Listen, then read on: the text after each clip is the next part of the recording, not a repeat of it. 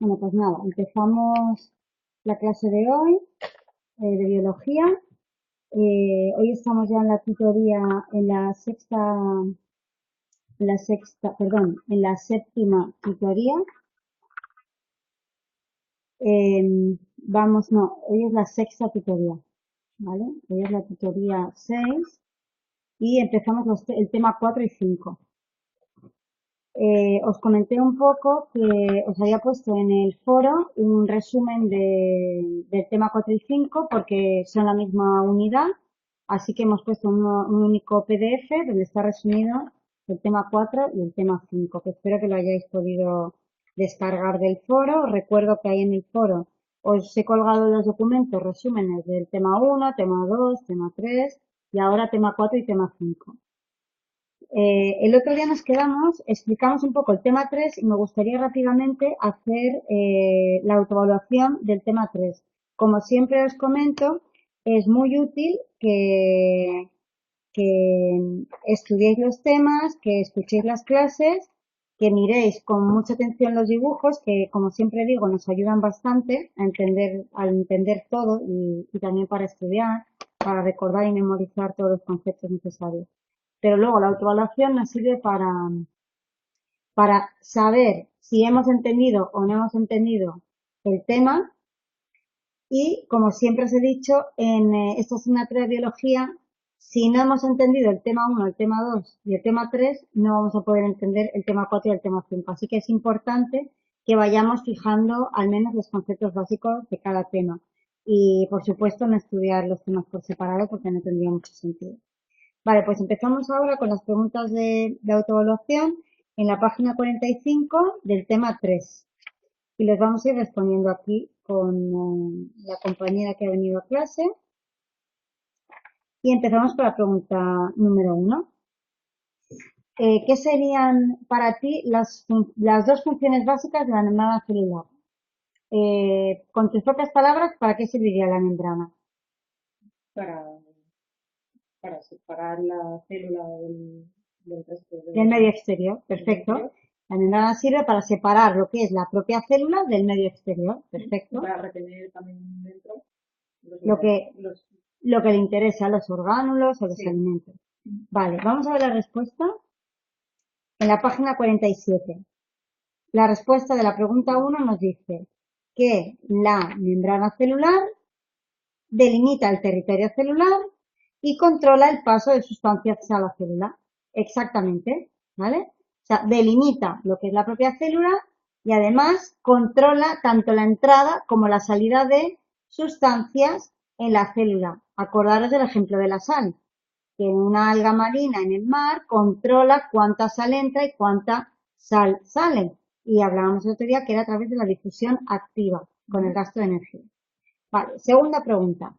Recordamos, página 45, segunda página de la autoevaluación. Enumerar algunos factores que influyen en la velocidad de difusión de las moléculas a través de la membrana celular. La pregunta es, ¿qué tipo de moléculas, perdón, claro, ¿A qué tipo de aquí lo que pregunta es enumerar algunos factores que influyen en la velocidad de difusión de las moléculas a través de la membrana celular.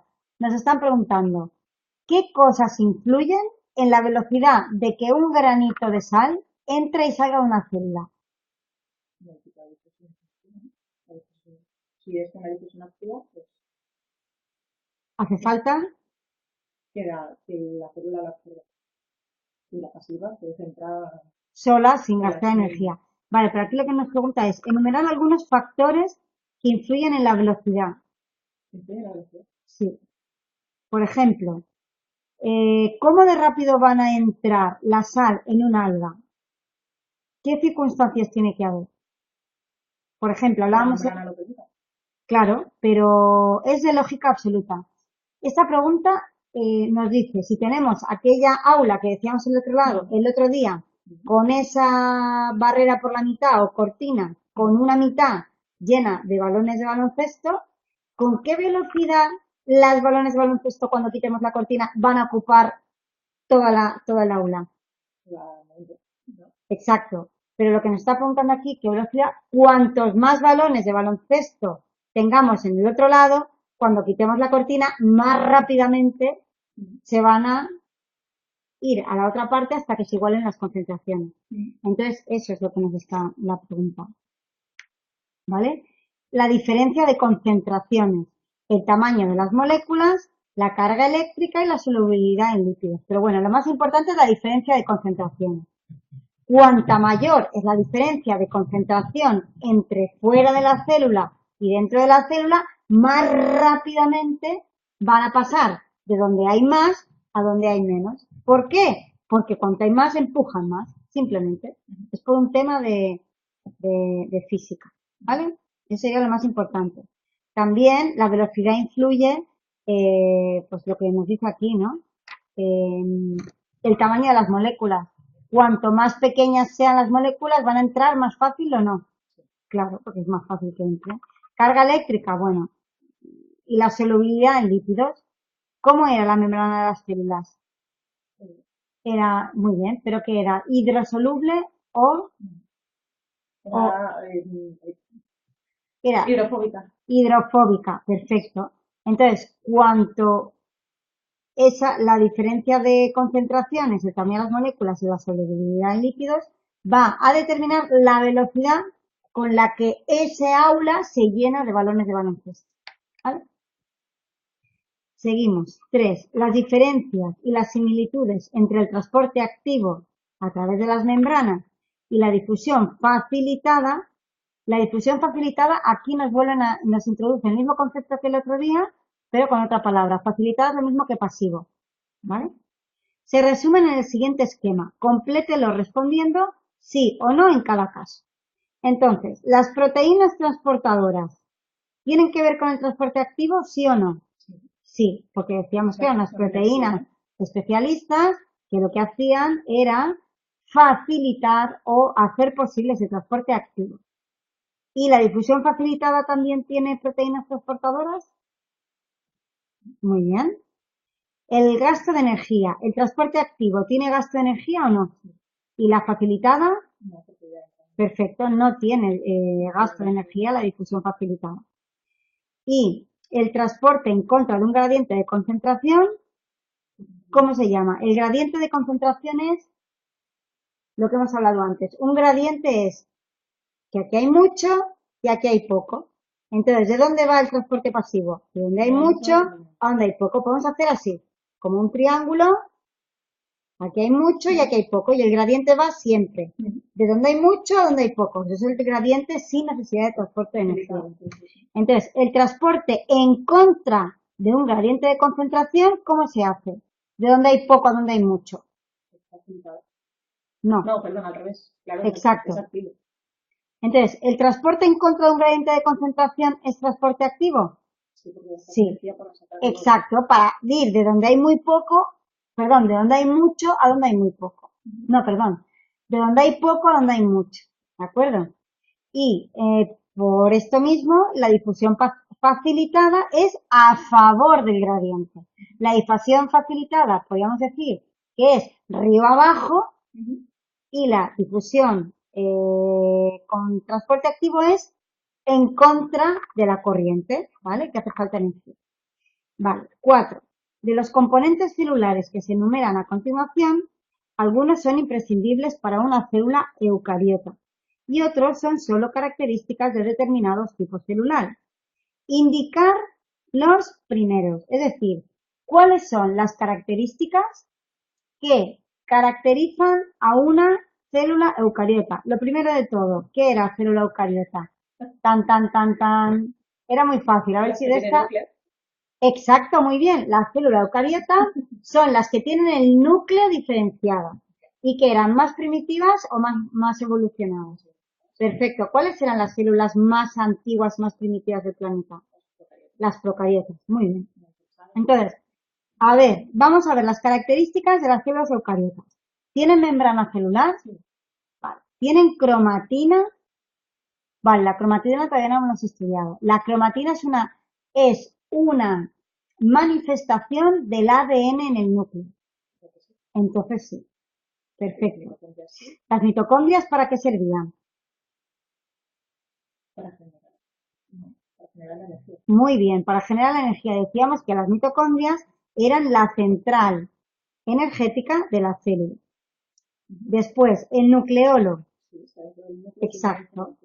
Muy bien, es una parte del núcleo. El cloroplasto Está en las células, pero de las plantas. de las plantas. Muy bien. Los chapeles, sí, ¿no? Porque mirad lo que dice. ¿Qué componentes celulares son imprescindibles para una célula eucariota? ¿El cloroplasto es imprescindible? No. No, porque es solo de planta. ¿Los flagelos es imprescindible para una célula eucariota? El flagelo era la colita del espermatozoide. No, necesitamos eso. para nada. Hay unas que lo tienen y otras que no. ¿Los ribosomas son imprescindibles para la célula eucariota? Sí. Vale, ¿qué eran los ribosomas? Pero ¿cuáles son las...? Los ribosomas son las bolitas. Unas bolitas que había en el retículo endoplasmático liso. El núcleo estaba rodeado por una... el núcleo estaba rodeado por... ¿Cómo se llama? Sí, por el Retículo endoplasmático. Entonces, el retículo endoplasmático que no tenía esas bolitas es el liso y el retículo endoplasmático que tiene las bolitas se llama retículo endoplasmático rugoso. No hay que aprender nada de memoria porque es lógica. Y esas bolitas llamadas ribosomas, ¿para qué servían? Lo más importante, estamos formados en un 55% de nuestro peso en seco es eso. Proteína. ¿Os acordáis? Que las proteínas eran, junto a los ácidos nucleicos, la macromolécula más importante de la que estamos formados. Entonces, las ribosomas eran unos orgánulos especializados de la célula que lo que hacían era sintetizar o fabricar proteínas. ¿Vale? Entonces, ¿las ribosomas son imprescindibles en una célula eucariota? Totalmente imprescindibles. Si no tenemos células que estén fabricando proteínas, no podemos realizar las funciones vitales y morimos. Después, el centriolo. ¿Es imprescindible de la célula eucariota? No, era un tipo de orgánulo. La pared celular. ¿Es imprescindible de una célula eucariota? Vale, ¿tenemos pared celular los animales? Exactamente. La pared celular estaba formada por la, ¿cómo se llamaba? Celulosa, ¿vale? Entonces, no, igual que todas las células de eucariotas no tienen cloroplastos, tampoco pared celular, porque la pared celular solo lo tienen los vegetales. ¿Y los cilios son imprescindibles en las células eucariotas? No, son esos pelitos pequeñitos, como el flagelo, pero pequeñitos que rodean a la célula que sirven para moverse.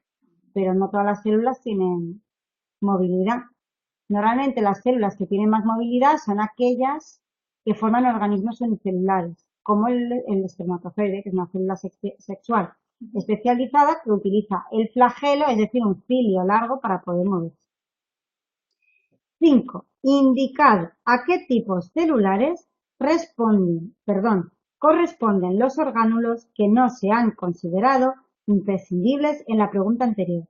Bueno, ya lo hemos dicho, ¿vale? La pared celular, el cloroplasto, son de las células vegetales, los flagelos y los cilios, son de células móviles, etc. Vamos a la pregunta 6. Nombrar 3 orgánulos celulares situados en el citoplasma y relacionados con funciones de síntesis. A ver, 3 orgánulos celulares que están en el citoplasma, evidentemente es una afirmación un poco simple porque todos los orgánulos están en el citoplasma. Y están relacionados con las funciones de síntesis. ¿Qué significa síntesis? Síntesis significa fabricar algo, sintetizar algo. A ver, por ejemplo, alguno que hemos dicho ya ahora. ¿Qué sintetizaba el aparato de Golgi? Sintetizaba. Muy bien. Pero lo más importante que hemos dicho antes, el aparato de Golgi, vale, me interesa, pero decirme los más importantes. Sí, ¿qué hacían las mitocondrias? Fabricaban moléculas de energía. Y lo que hemos dicho antes, ¿qué orgánulo? ¿Y qué fabricaban? Perfecto. Tenemos ahí unos que sintetizan polisacáridos, otros que sintetizan proteínas y otros que están sintetizando energía, moléculas energéticas en forma de ATP, que son unos nucleótidos especializados que sirven para almacenar la energía. Las moléculas ATP, exacto, lo reparten por toda la célula y es, digamos, las monedas de energía de la célula. Vale, 7. Indicar los orgánulos relacionados con la producción de energía para la célula. ¿Cuál es el orgánulo relacionado para producir energía? La mitocondria, muy bien. 8. ¿Qué estructuras celulares están relacionadas con el movimiento? Muy bien. 9. Algunas características específicas hacen posible las siguientes denominaciones. Contraponer el término opuesto a cada una de ellas.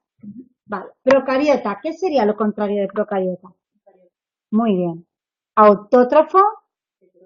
Vale. ¿Qué significa autótrofo?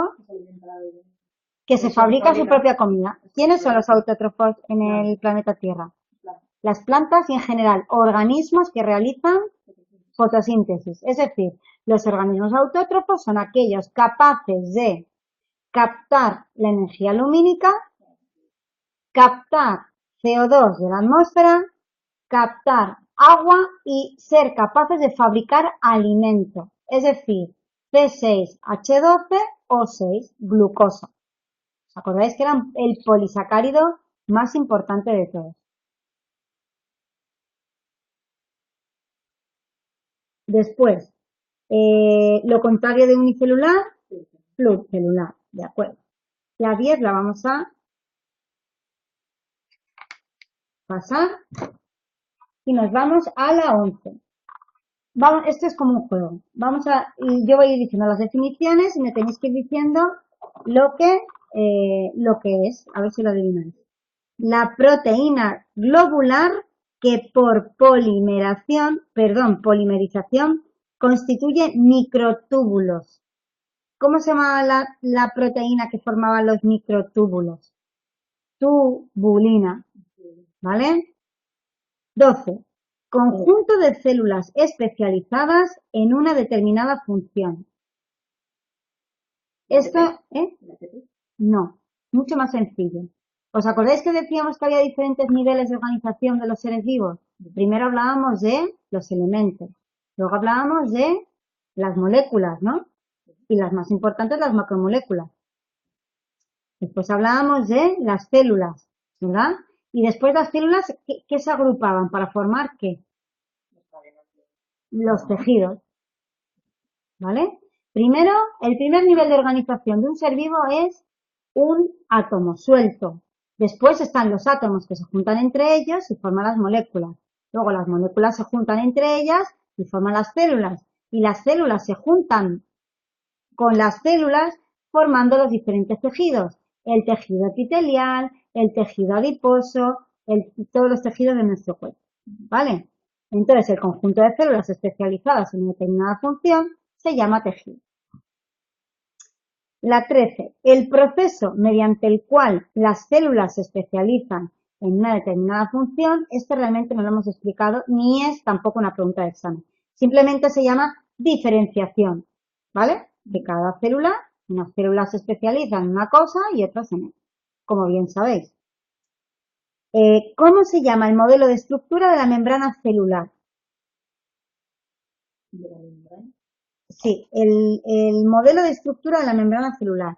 Y para ello, no, muy fácil, no os preocupéis porque en cuanto lo veáis os vais a acordar. Nos vamos a la figura, siempre figuras, todas las preguntas. Figura 3.4 de la página 36. Se llama, no, se llama, está por ahí explicado. Se llama la estructura en mosaico fluido. ¿Por qué? Porque decíamos que esas proteínas lo que van a hacer es ir nadando y moviéndose en esa doble capa de fosfolípidos, ¿vale? Se llamaba, esto sí que lo pueden preguntar en el examen, que es la estructura en forma de mosaico fluido. Vale. ¿Cómo se llama la cubierta que rodea la membrana de algunas células vegetales? Perfecto, la pared celular. La pared celular es como una membrana extra y muy gorda y muy rígida por fuera de la célula, de la pared celular. Perdón, de la membrana celular. ¿Cómo se llama la clase de lípidos que es muy abundante en las membranas?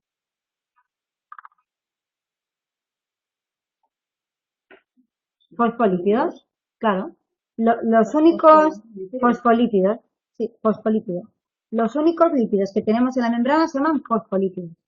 Las membranas celulares están formadas, como explicamos el otro día, en el esquemita que acabamos de ver ahora hace un minuto, es una doble capa de fosfolípidos con, digamos, en la cabeza del alfiler, son como alfileres, con la cabeza del alfiler, una capa va hacia afuera y otra hacia adentro, ¿vale? O sea, si nos dicen, ¿de qué están formadas las membranas? Pues de lípidos, porque sabemos que las membranas son hidrófobas, ¿vale? ¿Y de qué tipo de lípidos? Pues fosfolípidos, es una doble capa de fosfolípidos, ¿vale?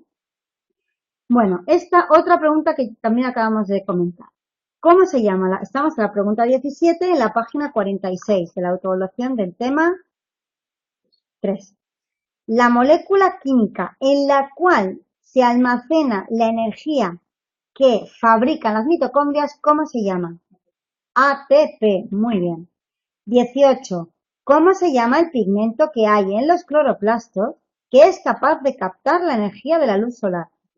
La clorofila, muy bien. La 19 la pasamos. Las que vamos pasando son porque son preguntas que nos están preguntando cosas que vamos a estudiar más adelante. La 20. ¿Cómo se llama el orgánulo del núcleo en el cual se sintetiza el RNA de los ribosomas? Tampoco lo hemos estudiado todavía, es otra pregunta que nos podríamos saltar. Pero os lo digo, en el nucleolo, ¿vale? No os preocupéis, la 19 y la 20 son preguntas que todavía no podéis responder porque no lo hemos estudiado. Vale. Vamos a completar las siguientes frases y ya acabamos. 21. En cuanto a su estructura, podemos diferenciar ¿cuántos tipos de células? Dos tipos de células, muy bien. ¿Cómo se llaman? Las células y eucariotas. Eucariotas y procariotas. Muy bien. 22. Las células son relativamente sencillas. Perfecto. Las procariotas porque son más primitivas y menos evolucionadas. 23. Las células eucariotas son mucho más complejas. Muy bien. 24. Él es el centro de control de la célula. ¿Cuál es la parte que ejerce el control y el mando de toda la célula? El núcleo. ¿Os acordáis que decíamos el otro día que hoy en el tema 4 y 5 vamos a explicar cómo es capaz la célula desde su núcleo, que es como el cerebro de la célula, enviar las órdenes a toda la célula de lo que tiene que hacer? ¿Cuántas proteínas tiene que fabricar? ¿En qué cantidad? ¿Cuánta energía? Etcétera. El núcleo es el centro de control de la célula. 25. La está formada por DNA y proteínas asociadas. Esto lo dejamos porque tampoco lo hemos explicado todavía. Es la cromatina. ¿Vale? ¿Cuáles son las partes de la célula implicadas en la captación y en la extracción de energía? ¿Quién capta la energía del medio exterior? ¿Quién es capaz de captar la energía del sol, por ejemplo? ¿Qué orgánulo de la célula? Los cloroplastos, muy bien. Los cloroplastos son la parte, el orgánulo de la célula capaz de captar la energía. ¿Y quiénes son los orgánulos que son capaces de extraer energía y darla para utilizar? O sea, ¿qué orgánulo? Muy bien. La mitocondria es la que coge las moléculas de glucosa, por ejemplo, el azúcar, las rompe y reparte energía para todo lo que necesiten en la célula. 27. ¿Dónde tiene lugar la fotosíntesis? ¿En qué parte de la célula tiene lugar la fotosíntesis? Pues donde se capta la energía. En los cloroplastos. Los cloroplastos son, Es un par de- sí, son los que captan la energía y los que... Un segundito. ¿Sí? Ah, sí, dígame. Sí, es que estoy en una clase, no puedo responder ahora. Es que pensaba que me ha llamado urgente. ¿Es algo urgente?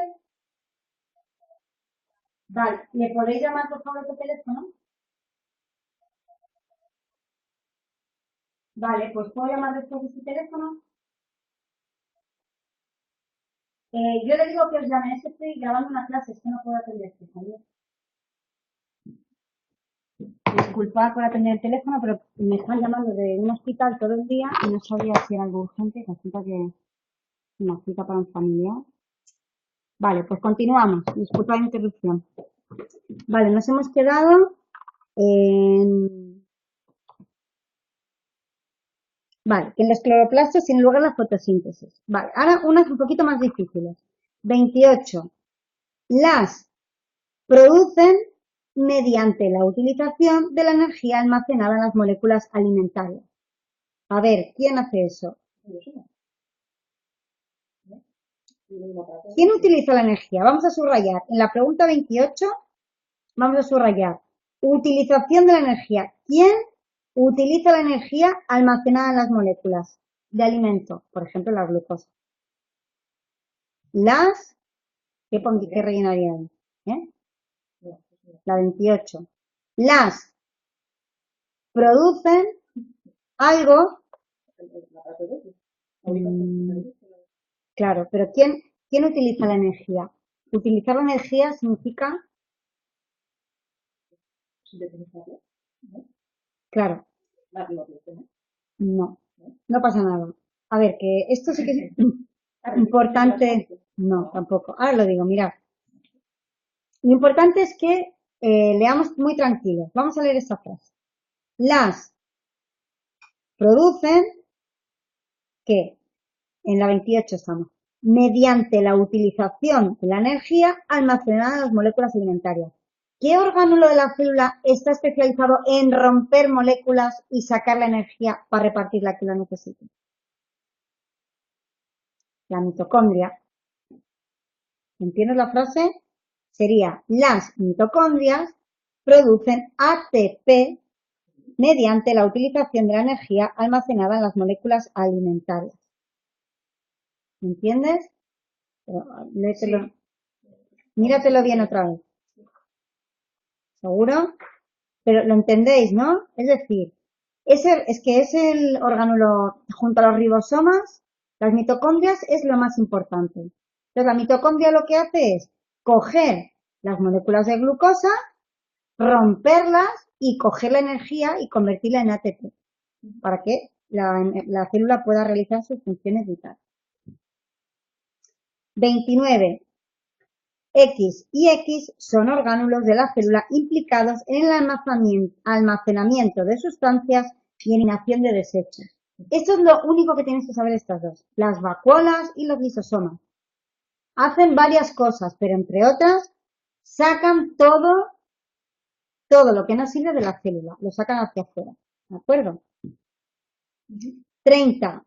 Él está implicado en la forma, soporte y movimiento de las células. Subrayamos forma y soporte. ¿Qué tipo de qué había en el citoplasma que hacía que la célula fuera redondita o de cualquier otra forma? Se llamaba citoesqueleto. Era como partes pequeñitas, como microtúbulos y otras proteínas que estaban dentro del citoplasma de la célula y lo que hacen es darle una forma redondeada. Pero esto no son preguntas de examen, el citoesqueleto. No os van a preguntar. Si os preguntan algo en el examen, os van a preguntar las mitocondrias qué hacen los ribosomas, qué es el núcleo, etc. Vale, la 31 lo dejamos porque también son preguntas de otros temas. Esta tampoco corresponde a este tema, pero quiero que la veamos para acabar este tema. Sí, se denominan células madre, muy bien, aquellas que no están diferenciadas y que conservan la potencialidad para transformarse en función de las señales recibidas en distintos tipos celulares. Es decir, la célula madre es la célula embrión que se instala en el útero y que es capaz de reproducirse y formar todos los tejidos del cuerpo de un ser humano. Por eso se está haciendo mucha investigación en biología de células madre para poder, por ejemplo, conseguir fabricar un corazón o un hígado para poder hacer trasplantes. Eso todavía no se ha conseguido, pero seguro que se conseguirá, ¿vale? Si una célula madre de un ser vivo es capaz de crear todas las partes de nuestro cuerpo, pues para ello están los investigadores intentando realizar esto para poder salvar vidas. Y ya hemos acabado el tema 3. Nos hemos enrollado un poco de más, pero viene bien para que os deis cuenta.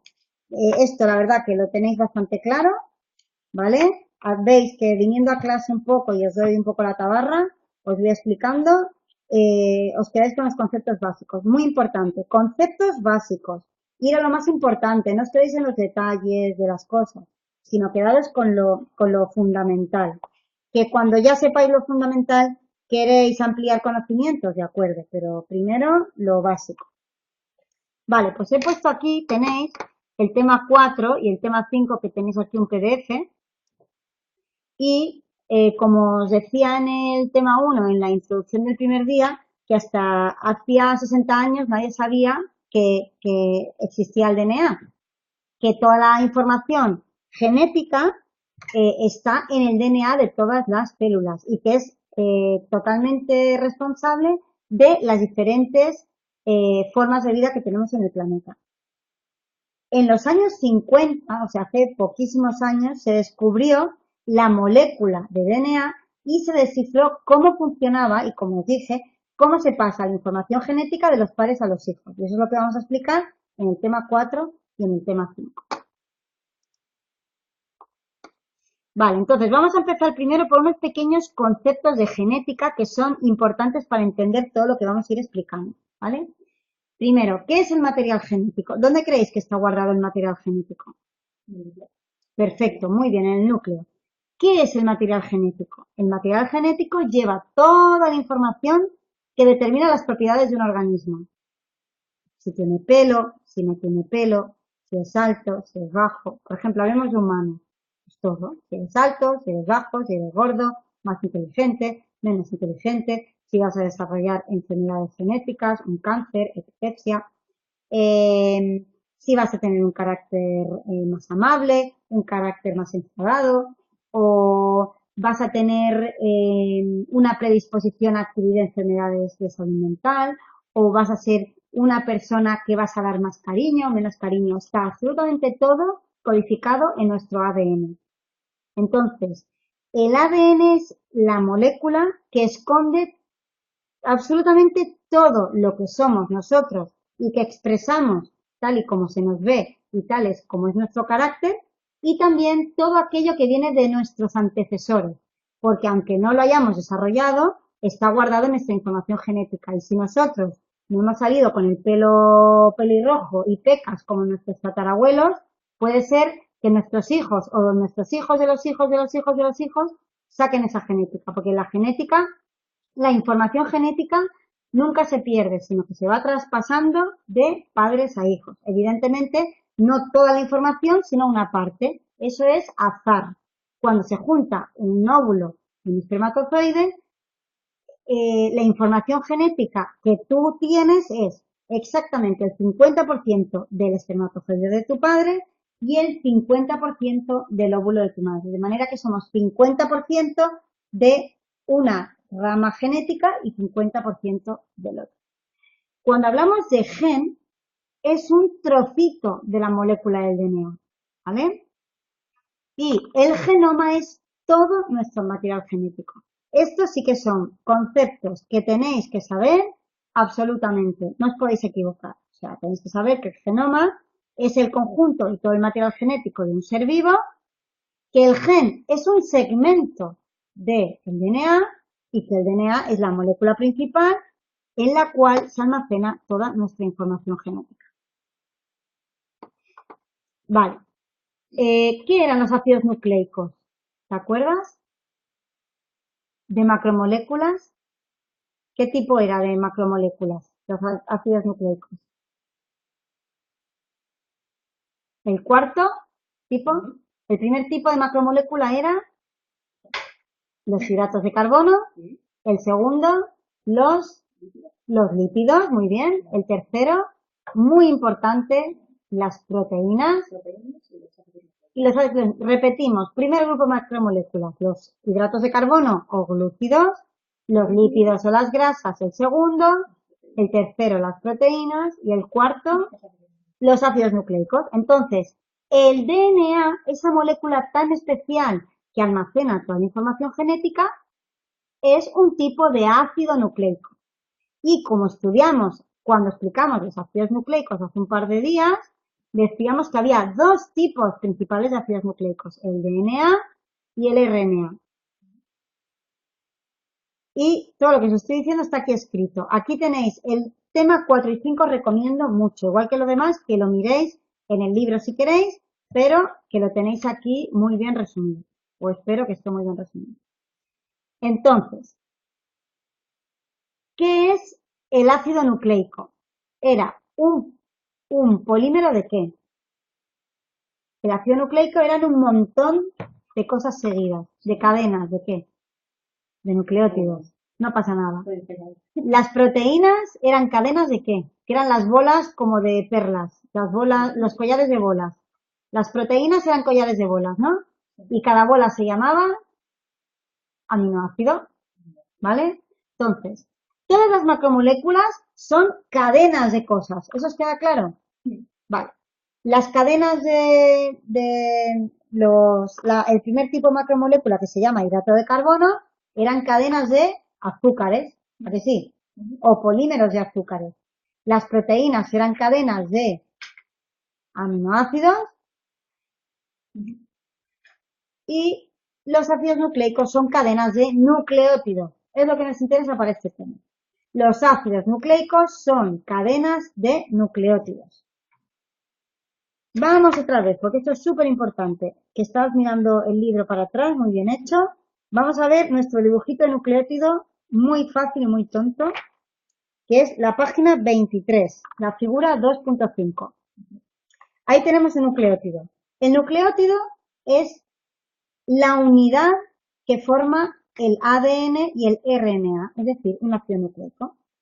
El DNA es un montón de nucleótidos puestos uno detrás del otro en una cadena, ¿vale? Siempre encadenado. El nucleótido tenía un grupo fosfato, un azúcar en medio, ¿vale? Que como veremos podrá ser ribosa o desexorribosa. Y luego tenemos una base nitrogenada, ¿vale? Volvemos al PDF que tenemos aquí en pantalla. Entonces, los nucleótidos nos dice claramente, es un fosfato, una base y un azúcar. No os aprendáis esto de memoria. Acordaros del dibujo de la página 23, figura 2.5. Eso os tenéis que acordar, del dibujito. Una bolita, que es un fosfato, un azúcar, que es un pentágono, y una base nitrogenada. Vale. ¿Qué azúcares puede haber en un nucleótido? Hay dos tipos, ribosa o desoxirribosa. Base nitrogenada. ¿Os acordáis que dijimos que había 5? ¿Vale? ¿Os acordáis que el otro día lo mirábamos en la clase? El primer tipo de base nitrogenada es la A. Después está la C, la G, la T y la U. Decíamos que la A y la T, esas bases siempre iban juntas, que es la adenina y la timina. Y luego teníamos la citosina y la guanina que iban juntas. ¿Cómo sabemos que la A va con la T y la C con la G? Pues muy fácil. La C y la G son letras que se parecen bastante, ¿verdad? Pues entonces, como la C y la G son tan parecidas y tan iguales, son gemelas, pues van juntas. ¿Cuál nos queda? La A y la T. Pues ya está. La A y la T siempre van juntas. Y la C y la G también. ¿Por qué decimos que están juntas? Porque se emparejan, se buscan. Ahora explicaremos por qué. En el DNA ¿Cómo diferenciamos el DNA del RNA? El DNA, el azúcar, es desoxirribosa, que lo pone ahí, y en el RNA es la ribosa. Diferencias entre los dos tipos principales de ácidos nucleicos. Tenemos el RNA y el DNA. El DNA, el azúcar, este de aquí, el nucleótido, el del medio, es la desoxirribosa y el RNA la ribosa. Si nos dicen, tenemos en el examen nos preguntan, tenemos un nucleótido que tiene ribosa. ¿Qué ácido nucleico es? Pues muy fácil, el RNA. Perfecto. Y lo más importante que quiero que tengáis claro, si nos dicen que dentro de un nucleótido o dentro de un ácido nucleico encontramos el uracilo, que es la U, ¿qué estamos hablando? ¿De DNA o de RNA? Perfecto. Eso nos lo van a preguntar en el examen también. La diferencia entre el RNA y el DNA es el azúcar y el uracilo. Si hay uracilo es RNA y si no hay es DNA. Y si es ribosa es RNA y si es desoxirribosa es DNA. Os estoy diciendo aquí un montón de conceptos muy concentrados, pero esto es muy fácil de recordar porque son dos cositas nada más. Luego lo podéis repasar en casa. Fijaros, ahora vamos a ver qué es el DNA, porque ya os he obligado a pensar de forma muy abstracta, porque os he dicho que la C va con la G y la T va con la A. Os lo he dicho y vosotros decís, bueno, ¿y qué? ¿Eso qué es? Que va con la T, con la A, la C, la G. Pues ahora veréis por qué. Ahora sí que quiero que vayáis a un dibujito muy lindo que hay en la página 53, ¿vale? La figura 4.1, esto es básico. Entonces, ¿qué es el DNA? El DNA, como os he puesto aquí en pantalla, en el PDF, son dos largas cadenas de nucleótidos. ¿El nucleótido qué es? Un azúcar en medio, un grupo fosfato y una base nitrogenada, ¿verdad? Entonces son un montón de nitrogenados, una cadena de nucleótidos y otra cadena de nucleótidos. Una molécula de ADN es una cosa tan sencilla como una cadena de nucleótidos, otra cadena de nucleótidos, que como dos cintas se enrollan y bajan para abajo. ¿Cómo se juntan las dos cintas o las dos cadenas de nucleótidos? Pues por las bases. ¿No hemos dicho que la C va con la G y la A va con la T? Pues fijaros, nos vamos a fijar ahora en la figura 4.1, la B. ¿Estamos ahí en la B? Fijaros, ¿qué hay en la parte exterior de la molécula de ADN? ¿Qué hay en las partes exteriores? ¿Hay bolas? ¿Hay bolas rojas? O el color que lo veáis. ¿Veis las bolitas? ¿Qué son esas bolitas? Por la figurita que hemos visto sencilla de... Volvemos al esquemita ese muy sencillito. Estamos en la página 23, figura 2.5. Página 23, figura 2.5. ¿Lo tenemos? Vale. Volvemos a la página 53, figura 4.1b. Podemos tener las dos páginas a la vez. Vale. ¿Cómo se llaman esas bolitas que hay en la parte exterior? El grupo fosfato. Muy bien. ¿Cómo se llaman eso? ¿Qué es esos pentágonos que hay ahí? El azúcar. Muy bien. El hidrato de carbono. Pentosa. ¿Por qué pentosa? Pues muy fácil. Tiene 5 lados. Vale. ¿Qué azúcar puede ser? Una ribosa o desoxirribosa. Solo hay dos tipos. ¿Vale? Vale. ¿Y cómo se llaman esos rectángulos que hay ahí dentro con letras? Base nitrogenada. No pasa nada. Perfecto. Entonces, en medio de la doble hélice de DNA, no es que cada una sea una, os dais cuenta, ¿no? Todo eso es una, porque una molécula de ADN es una doble hélice, es decir, es dos cadenas de nucleótidos entrelazadas entre ellas. ¿Cómo se entrelazan? Fijaros, esto es una cadena de nucleótidos, fosfato, azúcar y base nitrogenada. La parte de la izquierda de la figura B es un nucleótido, perdón, un ácido, perdonadme, me estoy diciendo mal. La parte izquierda de la figura B, sí, de la figura B, es una cadena de nucleótidos, ¿verdad? Uno debajo del otro. Y la parte de la derecha, si queréis lo podéis marcar así con lápiz, es otra cadena de nucleótidos. ¿Y cómo están unidas estas dos cadenas de nucleótidos? Por las bases nitrogenadas. Vale, vamos a ir viendo una por una cómo se juntan esas bases nitrogenadas. Y me vas diciendo, a ver, los primeros dos nucleótidos, ¿cómo se unen? Con la adenina y timina. Perfecto. ¿Con qué tipo de enlace se están uniendo? No tienes que saber, mira el dibujito, mira las rayitas, ¿estás chiquititas? Sí. ¿Cuántas rayitas tiene? Bueno, sí, Vale, pero compara, digamos, cuenta los niveles de rayas. ¿Hay dos? Dos. Vale, ¿sabéis por qué? Porque la adenina y la timina se unen con un enlace doble, ¿vale? Son como dos cuerdas.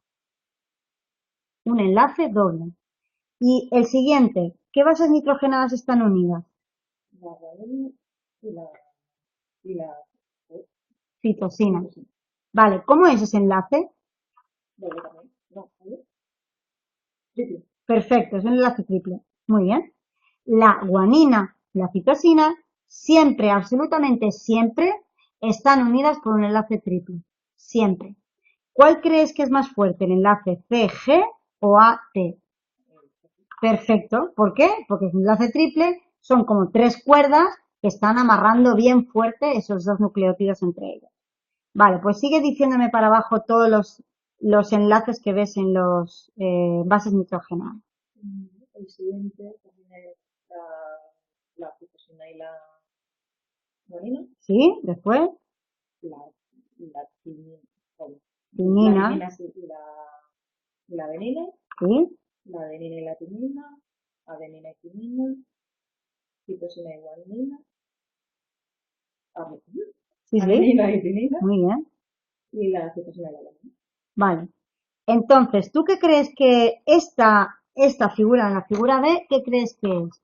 ¿Un DNA o un RNA? ¿Verdad? Vale, ¿por qué? No tiene luz ácida. Perfecto, muy bien.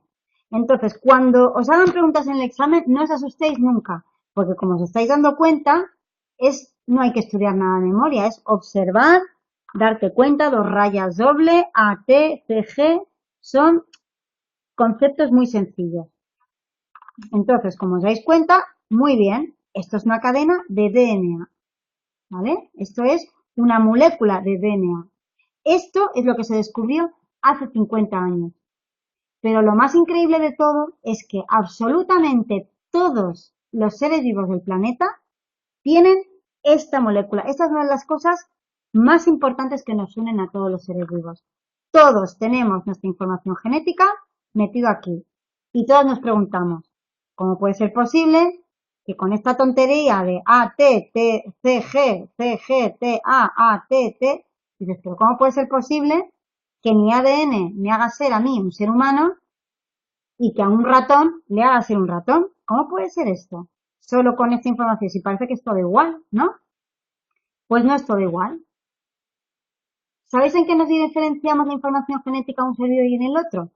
En el orden en el que están colocados los nucleótidos. ¿Os acordáis que os explicaba en la otra clase? Es decir, si yo tengo AT, AT, AT, CG, AT, T. Esa es la diferencia entre un ser vivo y otro. Si hay AT, AT, AT, CG, CG, CG, AT, CG, AT, CG. Eso es una mosca. El ser humano, pues será AT, TA, CG, CG, CG, CG, CG, CG, CG. Esa es la única diferencia entre un ser vivo y el otro. El orden en el que están colocados los nucleótidos. ¿Y cómo se diferencia un nucleótido del otro?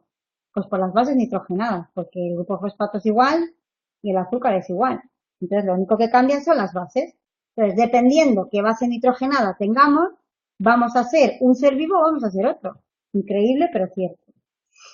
Entonces, vamos a ir ahora a la figura 4.1, página 53, continuamos, Y ahora vamos a ver el esquema de la C. Y ahí vemos cómo es una molécula de DNA. Son como dos cintas unidas por en medio por esos enlaces bien fuertes entre las bases nitrogenadas. Veis que vemos el CG, AT,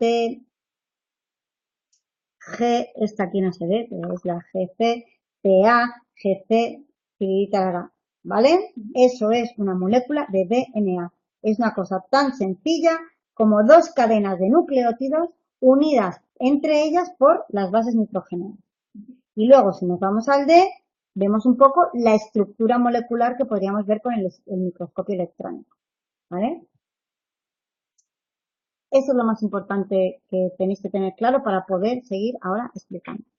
Fijaros que pues aquí en el PDF que tenéis en pantalla y en casa también lo podéis ver, decimos que las bases nitrogenadas se enlazan AT y CG. Decimos que son las bases complementarias. Si yo soy una T, mi complementaria será la C. Ay, perdón, la A. Si yo soy una A, yo siempre voy a buscar la C. Si yo soy una C, yo busco a la G. Y si yo soy una G, busco a la C. Son las bases complementarias, se llaman así. Entonces, por tanto, las bases unen las dos cadenas y quedan en la parte de dentro de la doble hélice. Las bases nitrogenadas quedan protegidas en el centro. Y el grupo fosfato siempre en la parte exterior. Fijaros, estamos hablando de conceptos científicos, pero son muy sencillos de recordar. Como os acabo de decir, el orden de las bases nitrogenadas se llama secuencia. Es decir, el orden en el que estén las bases se llama secuencia y son las bases del código genético. El código genético es universal, como veremos, y es a través del cual que, según la información que tengamos de los genes, vamos a ser una especie o vamos a ser otra. Y ahora lo que vamos a hacer va a ser dejar hasta aquí esta clase y vamos a continuar el próximo día o a continuación, porque hoy vamos a hacer dos horas de clase, vamos a hacer una pequeña pausa de unos minutitos y volvemos a continuación para continuar con la explicación.